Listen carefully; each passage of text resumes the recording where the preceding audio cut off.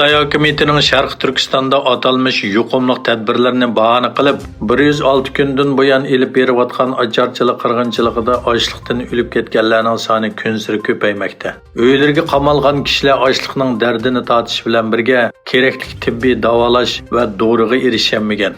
Yana bir tarafdan ularning qo'tallardagi chorvalar va etizdagi ziroatlar xarob bo'lgan. Yangi ko'rinishlardan ma'lum bo'lishicha, ba'zi uylardan ochliqdan o'lganlarning jasadlari topilgan.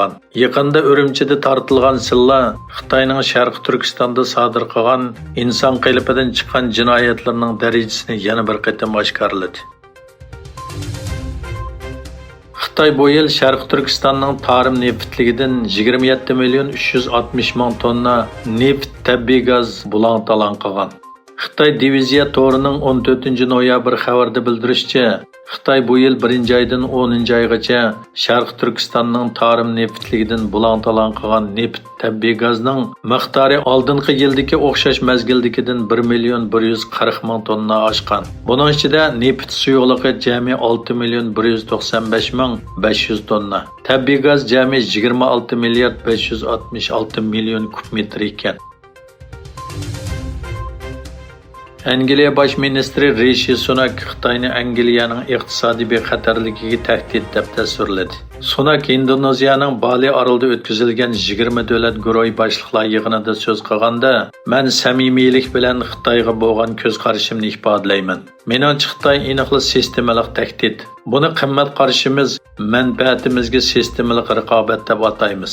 Shubhasizki, Xitoy bizning iqtisodiy bexatarligimiz uchun bu dunyodagi eng chong davlat tahdidi" dedi. Sunak Tayvanni Xitoyning tajovuzchiligiga qarshi urushda qo'llashga va'da berdi. Tayvan hukumati Xitoy prezidenti Xi Jinpingning Indoneziyaning Bali orolida Amerika prezidenti Joe Biden bilan ko'rishganda Tayvan masalasiga bergan bahosiga qarshi turgan. Tayvan Xitoy munosabat kengashi bu vaqtdagi bayonotida Tayvan egilik huquqli davlat. U Xitoyning bir qismi emas. Shundaqla uning ichki ishimi emas dedi. Egilinishcha, Tayvan bilan bo'lgan egilik huquq to'qinishining faqat Xitoy xalqining masalasi va davlatning ichki ishi ekanligini ta'kidlagan Xi Jinping, kim Tayvanni Xitoydan ayirmoqchi bo'lsa, u Xitoy davlatining asosiy manfaatiga xiloflik qilgan bo'ladi. Xitoy xalqi buningga yo'l qo'ymaydi degan. Koreya prezidenti Yoon Suk Yeol Xitoydan Koreya yarim orolini yadrosizlantirishni qo'llashini talab qildi.